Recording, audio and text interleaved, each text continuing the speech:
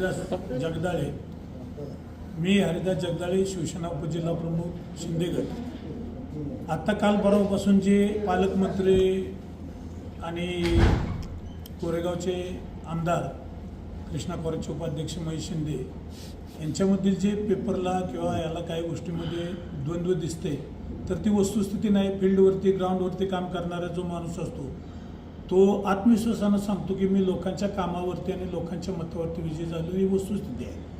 आणि ही काही गोष्टी एक शिवसैनिक म्हणून मी वरिष्ठांच्या काही गोष्टी कानावरती घातल्या, परंतु ज्या पद्धतीनं एक ज्येष्ठ मी कार्यकर्ता शिवसैनिक 84 पासून मी काम करतोय, तर त्या गोष्टीवरती फोकस केला गेला नाही. म्हणून आजची पत्रकार परिषद आहे. ज्या पद्धतीनं महेश शिंदे तळागाळात काम जाऊन करतायत, परंतु त्यांनीही धनुष्यबाणाच्या चिन्हावरती शिवसैनिक म्हणून आपण निवडणूक लढवली आणि निवडून आलाय, ही वस्तुस्थिती आहे. आणि ही वरिष्ठांनी वरिष्ठ पातळीवरून ही केली पाहिजे, चर्चात्मक तोडगा काढून विषय संपवला पाहिजे. कारण आम्हासारख्या शिवसैनिकांचं खाली मतदारसंघ, कोरेगाव मतदारसंघातच माझं गाव येतं, मी मतदार आहे तिथला, आमची खाली कुचंबना होते. काही गोष्टी सामाजिक क्षेत्रात काम करताना, गोरगरिब जनतेची कामं करत असताना, गावासाठी विकासासाठी काम करत असताना लोकप्रतिनिधी स्थानिक असतो, त्यांचा बरोबर समन्वय ठेवावाच लागतो.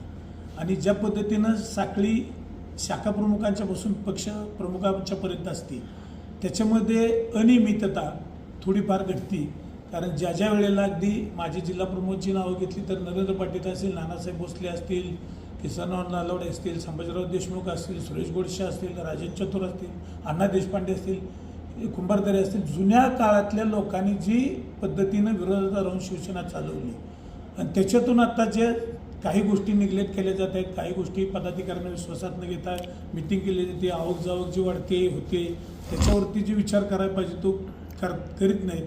आणि आत्ता महेश शिंदे का शिवसेना हे जे चाललंय, महेश शिंदे साहेब जे म्हणतात की बाबा मी माझ्या ह्याच्यावरती निवडून आलो आहे, त्यांचं बी काही गोष्टीमध्ये विचार केला तर त्या गोष्टी त्यांचं मतदारसंघातलं काम, मतदारसंघामध्ये जाऊन फिरणं, लोकांचा संपर्क ठेवणं, ह्याही गोष्टी लक्षात घेतल्या पाहिजेत. आणि यदा कदाचित पुढच्या भविष्याच्या 29 नुसार काही घटनात जर बदल होत असेल तर वरिष्ठांनी, पालकमंत्री असतील, पक्षप्रमुख असतील, पक्षनेते असतील, जिल्हाप्रमुख असतील, त्यांनी त्या पद्धतीनं आत्तापासून कामाला सुरुवात करायला पाहिजे आणि केल्याशिवाय जमणार नाही. काही ज्या त्या जंतरच्या गोष्टी असतात त्या काही एवढा वरिष्ठ नेता किंवा पदाधिकारी नाही, कुठल्याही गोष्टीची न अपेक्षा करता एक सच्चा शिवसैनिक म्हणून बाळासाहेबांच्या सांगण्यानुसार 80% समाजकारण आणि 20% राजकारण ह्या भूमिकेतून आजची प्रेस घेतलेली आहे. कोरेगाव मतदारसंघामध्ये जे काही विकास कामं चालू आहेत त्या पद्धतीनं आजच्या मितीला तर कोरेगाव मतदारसंघामध्ये महेश शिंदेचं पारडं जड आहे, निश्चित आहे. आणि त्यांनी शिवसैनिक म्हणून काम करावं, त्यांनी धनुष्यबाणावरतीच लढावं, आम्हा शिवसैनिकांना न्याय द्यावा, ही कळकळीची सर्वांच्याकडेच माझी विनंती आहे. एवढं बोलून थांबतो.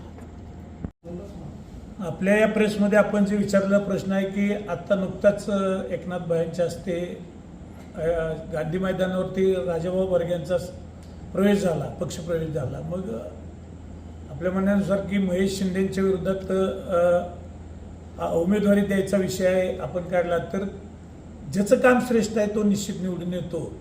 आणि ज्याला काम करण्याची इच्छा शिकते तो शेतकऱ्याच्या बांधापासून घरात अगदी स्वयंपाक करणाऱ्या महिलांच्यापर्यंत जातो. ही अंतर खूप कमी जास्ती आहे, तर ज्याच्या त्याच्या कर्तव्यावर ठरलं जातं आणि ते ठरतं. पक्षश्रेष्ठी जो कोणी उमेदवार देतील, राजाभाऊ बर्गे असतील, रणजित भोसले असतील जिल्हाप्रमुख, किंवा मग दुसरे जिल्हाप्रमुख चंद्रकांत जाधव असतील, कुणीही असेल, आम्हा शिवसैनिकांना धनुष्यबाण चिन्ह आणि समोर असलेला उमेदवार याच्या पाठीशी उभं राहणं हे आमचं कर्तव्य असणार आहे, निश्चित आहे.